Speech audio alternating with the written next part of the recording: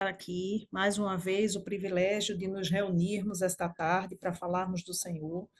Sabemos que, mesmo havendo recém-convertidos entre nós, a palavra de Deus já lava e já abunda em nós e faz abundar o Espírito Santo, não é? Mesmo como nossa amada Rosemary, que está agora caminhando por esse caminho do Senhor, mas nós sabemos que todos aqui têm bastante intimidade com a palavra, bastante caminhada com a palavra.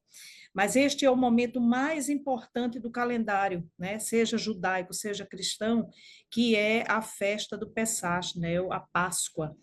E não é em vão que essa festa ela está presente em todos os anos do ministério de Jesus e está também tanto no Antigo Testamento como no Novo, o que faz e nos demonstra a sua importância, a sua relevância, porque através da Páscoa nós temos a presença revelada do Cristo, seja quando estávamos no Antigo Testamento falando exatamente do Cordeiro Imaculado, seja quando nós estamos diante da nova aliança, falando do derramamento do sangue do Cordeiro, que é o nosso Senhor Jesus, que nos deu a alegria da salvação e da redenção eterna. E eu queria ler com os irmãos, queria que nós acompanhássemos a leitura do livro de Êxodo, capítulo 12, do versículo 5 ao versículo 13. Nós vamos caminhar um pouco hoje na palavra, e sei que às vezes tem quem goste, tem quem não goste muito, mas a gente precisa, não é? Através da palavra, a fé vem pelo ouvir, ouvir a palavra de Deus, não é o que a gente pensa, mas o que a palavra nos traz, e principalmente pela época em que nós estamos passando, que é o dia do início dessa semana, não é? Que é a semana em que celebraremos até o próximo domingo a Páscoa. E diz assim a palavra: o cordeiro será sem defeito, macho de 1 ano, podendo também ser um cabrito. Vocês guardarão o cordeiro até o 14º dia deste mês, e todo o ajuntamento da congregação de Israel o matará no crepúsculo da tarde. Pegarão um pouco do sangue e o passarão nas 2 ombreiras e na viga superior da porta, nas casas em que o comerem. Naquela noite, comerão a carne assada no fogo, com pães sem fermento e ervas amargas. Não comam do animal nada cru, nem cozido em água, porém assado ao fogo. A cabeça e as pernas e as vísceras, não deixem nada do cordeiro até pela manhã. O que, porém, ficar até pela manhã, queimem. E é assim que vocês devem comê-lo, já prontos para viajar, com as sandálias nos pés e o cajado na mão. Comam depressa. É a Páscoa do Senhor. Porque naquela noite passarei pela terra do Egito e matarei da terra do Egito todos os primogênitos, tanto das pessoas como dos animais, e executarei juízo sobre todos os deuses do Egito. Eu sou o Senhor. O sangue será um sinal para indicar as casas em que vocês se encontram. Quando eu vir o sangue, passarei por vocês, e não haverá entre vocês praga destruidora, quando eu ferir a terra do Egito. Este dia lhe será por memorial, e vocês o celebrarão como festa ao Senhor, de geração em geração. Vocês celebrarão este dia por estatuto perpétuo. A Deus toda a glória pela sua palavra. Toda a Bíblia aponta para Jesus, como nós já afirmamos, e nós sabemos que é assim. E na instituição da Páscoa, o que Deus mais fez com o seu povo, né, o povo de propriedade dele, foi exatamente levar esse povo a entender qual era o desígnio que estava por trás do Cordeiro Imaculado e do seu sangue purificado. E o que este sangue iria fazer nas suas vidas como proteção, como blindagem, como cura, como salvação. E é interessante é que mesmo estando todos nós hoje através do sangue do Cordeiro livre de toda e qualquer ação de animais, não é? Como era no passado, e que os hebreus faziam, nós hoje sabemos que pela fé nós nos apropriamos do poder valoroso do sangue de Cristo para que tenhamos a nossa salvação. E essa garantia na instituição da Páscoa, não é? Porque Jesus também faz a celebração da Páscoa como a sua última celebração em memória dele, e ele deixa marcado entre os discípulos, e os discípulos somos nós, o seu povo, o seu Israel, para que faça e em memória dele.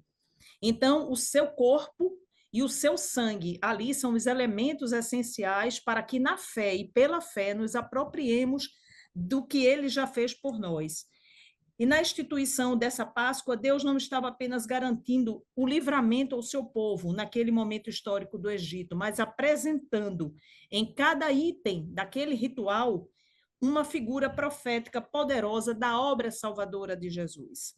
E isso é interessante quando nós vemos, inclusive, a maneira e o modo como ele instruiu o povo para que recebesse e comesse aquele cordeiro e de que forma se manifestasse isso nesse ritual. Essa figura profética poderosa da obra salvadora de Jesus avança a cada época na revelação do próprio Jesus. E eu achei interessante aqui esse cumprimento da palavra de Deus através da maneira como o ritual é dito aqui. Ele diz no versículo 11: é assim que vocês devem comê-lo, já prontos para viajar, com as sandálias nos pés e o cajado na mão. Comam depressa, é a Páscoa do Senhor. Acho que é interessante se a gente começar a entender um pouco desses, vamos dizer assim, desse ritual em que cada item desse remete para um aspecto não só histórico, mas, sobretudo, espiritual, da luta espiritual que o povo de Israel estava travando. A gente vai para Efésios 6:10, em que a gente tem exatamente no versículo 17, quando Paulo ele utiliza-se exatamente dos elementos em que ele viu nos guardas que estavam na prisão, né, guardando todo o amparo ali, e ele diz assim: usem também o capacete da salvação e a espada do Espírito, que é a palavra de Deus. Mas antes ele diz assim: portanto, fiquem firmes, versículo 14, cingindo-se com a verdade e vestindo a couraça da justiça. Quando o Senhor instrui ao seu povo para que comam já prontos para viajar, ele aponta exatamente essa orientação, cingidos com a verdade e a justiça de Efésios 6,14. É como se o povo já tivesse que sair dali totalmente limpos do que eles já foram ou tiveram sido um dia, como escravos do Egito. Mas ali eles já iriam passar para a promessa. E aqui há uma diferença entre você estar na promessa e você estar indo para a promessa. O povo ainda não estava na promessa, o povo ainda estava como escravo no Egito, mas já havia a promessa sido lançada para o povo que é de propriedade do Senhor, assim como na minha vida e na sua. A gente pode ainda não estar na promessa, mas estamos no caminho dela, na migração entre aquilo que a gente ainda não vê acontecer, mas sabe que tem a promessa e que vai acontecer. E a palavra de Deus diz: já prontos para viajar, com as sandálias nos pés e o cajado na mão. E é interessante que as sandálias nos pés é a preparação do evangelho da paz, de Efésios 6:15. Quando Paulo, naquele cárcere, ele viu a demonstração da palavra de Deus através daquele soldado que ali estava. E com o cajado na mão, indica o pastoreio do rebanho que todos nós, como discípulos de Deus, temos a missão de fazermos aqui, né? Como chamado, o chamado oficial do Senhor, a ide e pregai o evangelho a todo mundo, ao que nós somos convocados a estarmos atentos e estarmos sempre praticando. E, por último, como ele diz, comam depressa. E o depressa aqui poderia até ser algo que trouxesse para nós uma indagação. Por que depressa? Deus não tem pressa, tudo dele é no tempo certo. Por que, eu vou usar uma expressão nordestina, por que avexar o povo? Para fazer o povo andar mais rápido. Porque o que seria que estaria ali dentro? É porque, meus irmãos, todos nós estamos aqui cumprindo uma missão. E todos nós temos um tempo certo para cumprir essa missão. E todos nós temos um cumprimento de um envio de urgência, porque há vidas que estão se acabando, há vidas que estão se perdendo, há vidas que estão longe de. Todos nós vamos morrer um dia, é bem verdade, mas para Deus, Deus já sabe quem vai se salvar e quem não vai.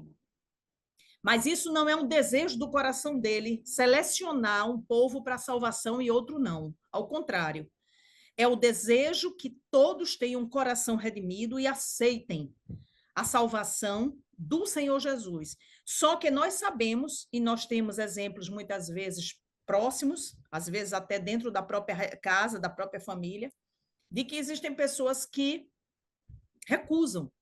Existem pessoas que não querem, existem pessoas que se abstêm realmente de praticar não só a palavra, como também de querer ser tomado pelo Espírito Santo.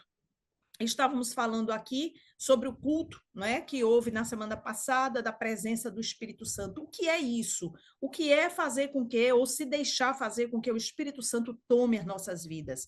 É não só uma metanoia teórica do que é certo e do que é errado. Na verdade, é uma mudança de coração. É quando o nosso ser já não admite aquilo, porque sabe, não só pela consciência de que aquilo é errado, mas sabe pelo espírito que aquilo é uma trama, muitas vezes, do próprio inferno para fazer você cair. Então, nós temos essa consciência, depois que somos lavados pelo sangue do Cordeiro e tomados pelo Espírito Santo, de que a nossa vida não pertence mais a nós. A nossa vida pertence a Ele. A Ele nós temos que cumprir e darmos satisfação das nossas atitudes.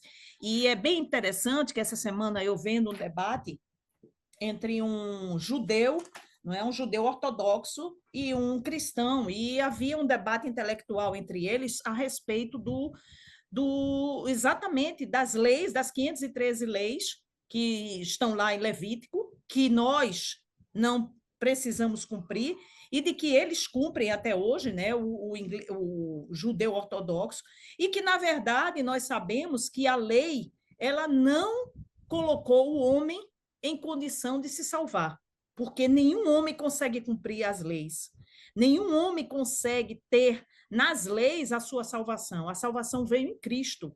E ele, ao ser sepultado, ao ressuscitar, o que é que diz a palavra? O véu foi rasgado. E o véu foi rasgado para que, diferentemente do que era praticado, onde apenas o sumo sacerdote tinha acesso ao lugar santo, ao Santíssimo, para falar com Deus, ele, somente na pessoa dele, hoje qualquer um tenha. Então, a grande obra de Cristo não foi apenas vir à Terra para que alguns conhecessem, mas para que todos pudessem ter acesso ao Pai. E o que é que acontece? Nem todos têm acesso ao Pai. Por quê? Porque Cristo não fez a obra completa? Não, de modo algum. A obra foi completa, mas nem todos querem o acesso ao Pai. Então, o não querer está no coração do homem. E nisso Deus conhece o coração do homem. Ele sabe aqueles que não querem. Ele sabe aqueles que não o adoram em espírito e em verdade, como ele disse à mulher de Samaria. Não é mais em Samaria, não é mais em Jerusalém. Quero e procuro os adoradores, os verdadeiros adoradores em espírito e em verdade. E aí, utilizando essa palavra, a gente faz uma pergunta que é exatamente apropriada para nós conversarmos sobre a Páscoa. Será que nós já nos apropriamos completamente do que é a Páscoa em nossa vida? Do que foi o sacrifício de Cristo? Do que é verdadeiramente o derramar do seu sangue e dar-se como carne, né? Ele diz: Eu sou o pão da vida. Então, assim, o pão da vida que desceu do céu, o pão da vida que nos dá a nós todos a ressurreição e vai nos dar a salvação. Então, comer desta carne é exatamente ter comunhão com o Senhor. Beber deste sangue é exatamente ter comunhão com o Senhor. Mas será que nós todos fazemos já a reflexão mais aprofundada de que, se nós estamos neste caminho, se nós estamos com essa cobertura espiritual, nós não podemos temer mal algum, nós não podemos temer nenhum tipo de assinte dos infernos, nós não podemos temer diagnósticos negativos, nós não podemos temer situações que venham para nos abalar, nós não podemos temer, como se diz, né, o prenúncio de alguma coisa que seja indesejada, porque nós estamos em Cristo. E é essa a maior das nossas revelações. Ele, quando diz, eu sou o pão vivo, o pão vivo. Eu vi outro dia uma explicação sobre o que era o pão vivo. O pão vivo era um pão especial feito em Israel para pessoas enfermas, mulheres em puerpério. O pão vivo, porque era uma massa que era tratada de forma diferenciada do outro pão. E ele, quando se auto-intitula, né, eu sou o pão vivo que desceu do céu, né? Está lá em João 6,51. Ele diz: se alguém comer deste pão, viverá para sempre. O pão que eu der é a minha carne, que eu darei pela vida do mundo. Jesus já fez tudo. Agora, cabe a nós, sejamos convertidos há pouco tempo, sejamos convertidos há mais tempo, nos apropriarmos do que ele fez. É sabermos que está uma situação difícil, sim, mas Deus já fez e já venceu o mundo por nós. Ele já nos deu a garantia disso.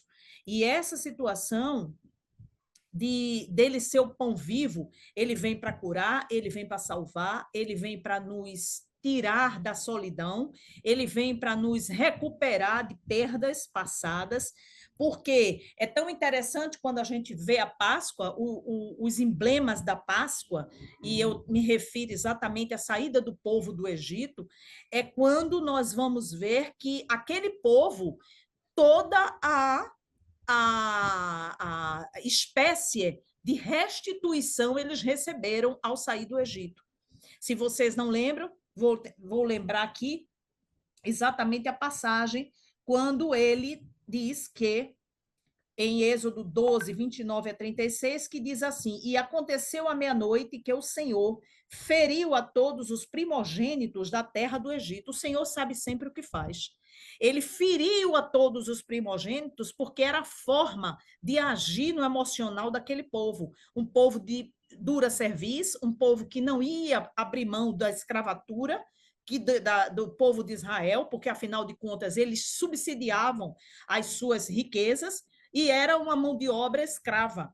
Então, ele sabia, o Senhor sabia sabe como agir, e soube naquele momento que tipo de ação fazer exatamente para que os egípcios abrissem mão do povo de Israel para que ele saísse. Diz assim a palavra de Deus: desde o primogênito de Faraó, que se sentava no seu trono, até o primogênito do cativo, que estava no cárcere, e todos os primogênitos dos animais.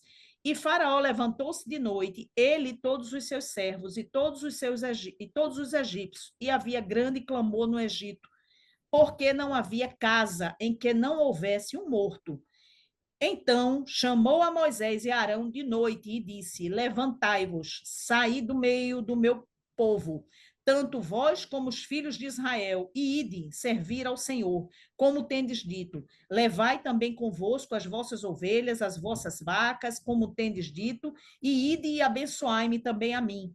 E os egípcios apertavam ao povo, apressando-se para lançá-los da terra, porque diziam: todos seremos mortos. E o povo tomou a sua massa antes que levedasse, e as suas amassadeiras atadas aos seus vestidos sobre os seus ombros. Fizeram, pois, os filhos de Israel conforme a palavra de Moisés, e pediram aos egípcios vasos de prata, vasos de ouro e vestidos. E o Senhor deu graça ao povo, aos olhos dos egípcios, e emprestavam-lhes, e eles despojavam os egípcios. Sabe, irmãos, o sangue de Cristo é tão poderoso que tudo aquilo que foi retirado indevidamente de cada um de nós, do seu povo, será restituído. Será restituído, porque assim a palavra nos diz. Eles foram retirados dos seus bens de que forma? Por injustiça, por acometimento de injustiça, se tornando escravos por um longo tempo. Para além disso, Faraó tirava a palha do tijolo para aumentar o trabalho, fazendo com que eles se esforçassem mais para economizar na produção para o faraó, mas muito trabalho para eles, e isso tudo, ao final, a gente sabe que está, para quem está sob o sangue de Cristo, por causa desse sangue da nova aliança, nós seremos restituídos daquilo que nos foi injustamente retirado, amém? Daquilo que nos foi injustamente levado. E ao final a gente vê que o povo estava oprimindo primeiramente o povo de Israel, mas depois se viu oprimido pelo milagre que Deus fez entre os primogênitos. E a palavra de Deus diz que, conforme a palavra de Moisés, pediram os egípcios vasos de prata, ouro e vestidos, e eles deram, como forma daquele povo sair dali. Então, o povo de Israel não saiu pobre da região do Egito. Eles saíram com ouro, eles saíram com bens, eles saíram com semoventes, eles saíram com aquilo tudo que o povo queria dar o mais rápido possível para eles poderem sair. E eu creio que essa palavra é uma palavra que o Senhor usa como ato profético para quem está em Cristo Jesus também tenha de volta aquilo que durante toda a vida que você não estava em Cristo e que você foi roubado porque você não entendia, porque espiritualmente você não estava aliançado com o eterno, mas para que você tenha tudo restituído em dobro. E aquele que tiver suprimindo aquilo que é seu, e aí eu estou falando realmente das questões espirituais, que muitas vezes nós não recebemos a bênção, porque assim como no livro de Daniel, filho muito amado, mas que por 21 dias foi resistido para que as bênçãos que já haviam sido liberadas desde o primeiro dia não viessem. Assim eu declaro, em nome de Jesus, porque essa palavra vem para mim e vem para vocês. E vem para mim em primeiro lugar e vem para vocês, para que tudo que ficou retido, que pertence a vocês, as bênçãos, que é de vocês, que é minha, que é de vocês, venham em restituição. E aquele que tiver a mão tirando essa possibilidade, ou reprimindo essa possibilidade, libere em nome de Jesus, porque nós somos o povo da aliança do perpétuo, o povo da aliança do Senhor, o povo da aliança do eterno. E nós temos uma promessa, e a promessa está em Êxodo 23, 22, 23, que diz assim: mas se diligentemente ouvires a sua voz e fizeres tudo o que eu disser, então serei inimigo dos teus inimigos e adversário dos teus adversários. Porque o meu anjo irá diante de ti, te levará aos amorreus, aos heteus, aos ferezeus e aos cananeus, heveus e jebuseus. E eu os destruirei. Amém? Amém? Eu sei que a gente está trabalhando no aspecto da ressurreição, mas a ressurreição é isso. A ressurreição é o retorno àquela situação que a morte não conseguiu romper, porque Cristo não foi vencido pela morte. Ele venceu a morte. E essa ressurreição ele ganhou, ele obteve, ele se apropriou para que todos nós, por ele, no nome dele, pela fé, nos apropriemos, né? E Mateus 28, 5 a 20, diz assim: mas o anjo respondendo disse às mulheres: não tenhais medo, pois eu sei que buscais a Jesus, que foi crucificado. Ele não está aqui, porque já ressuscitou, como havia dito. Vinde, vede o lugar onde o Senhor jazia, e depois, imediatamente, dizer aos seus discípulos que já ressuscitou dos mortos.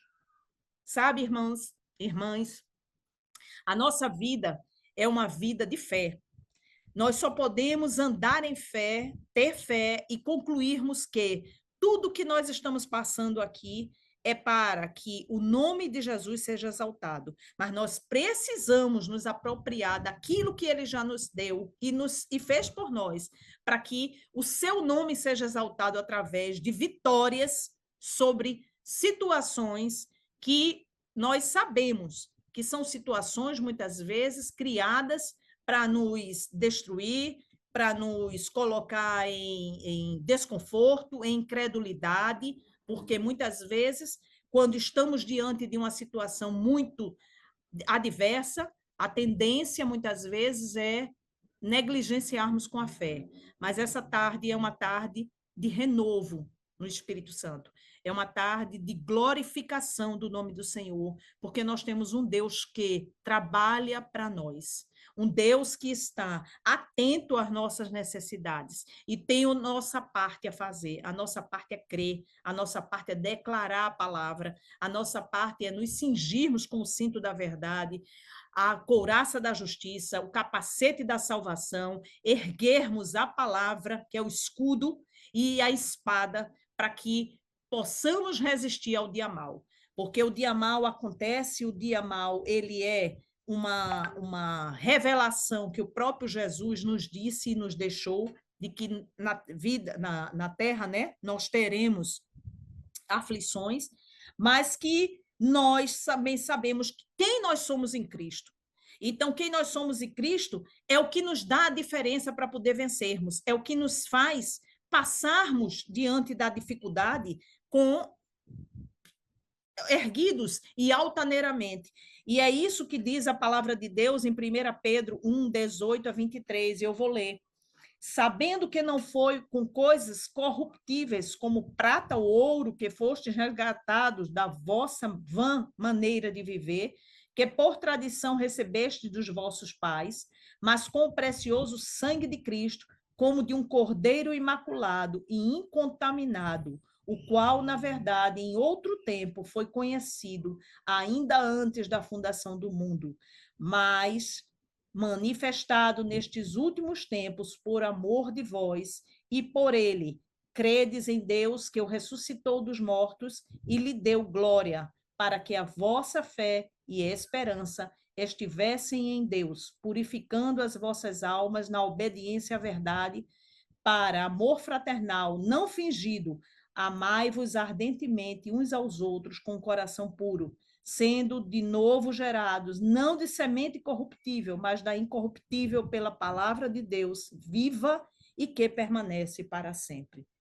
Eu creio que todos nós, numa reflexão sobre a Páscoa, que inicia essa semana, teremos um tempo para percebermos quão grande o sacrifício de Jesus foi em nossas vidas e o quanto nós somos e devemos ser agradecidos porque fomos alcançados, porque como diz aqui em 1 Pedro, ele diz que fomos resgatados da vossa vã maneira de viver. Todos nós aqui, antes de encontrarmos verdadeiramente a espiritualidade, de estarmos em conexão com o Espírito Santo, nós vivíamos uma maneira vã de viver. Fosse por uma situação, fosse por outra, cada um faça a sua reflexão e sabe que vivia de uma vã maneira. E essa palavra, ela se manifesta de uma forma muito apropriada para cada um, porque nós, pela misericórdia do Senhor, nós fomos achados em Cristo Jesus. Nós fomos achados para fazermos exatamente o mover dele nas nossas vidas e nos deixarmos ser modulados pelo seu Espírito. E é isso que a Páscoa é. A Páscoa é o reconhecimento de toda a ação de Cristo em nossas vidas. A Páscoa é o quanto ele nos deu, o quanto ele nos fez chegar até aqui com o entendimento do que nós podemos ser nele, não é? Páscoa é perdão, Páscoa é libertação, Páscoa é restituição, Páscoa é restauração da verdade, é a ressurreição de Jesus, que é o fundamento da nossa fé cristã. Então, a cada momento, Páscoa também é esse momento de lembrar que Jesus, em sua condição humana, ele passou pelo momento mais angustiante e perturbador de toda a sua existência na Terra. Foi na Páscoa. Foi exatamente após nos delegar, nos ensinar sobre a Santa Ceia, ele foi para ser torturado. E é nesse momento que ele recebeu em si o pecado de toda a humanidade. E ardendo de amor por cada um de nós, ao se fazer maldição para que nós fôssemos salvos, não desistindo de sua missão, nem se arrependendo de haver assumido a missão de ser o plano de redenção de Deus para toda a humanidade. Para mim e para você, para nos tirar do império das trevas e nos transportar definitivamente para o reino do Filho do seu amor. E aí eu deixo uma pergunta: você tem certeza que você está salvo?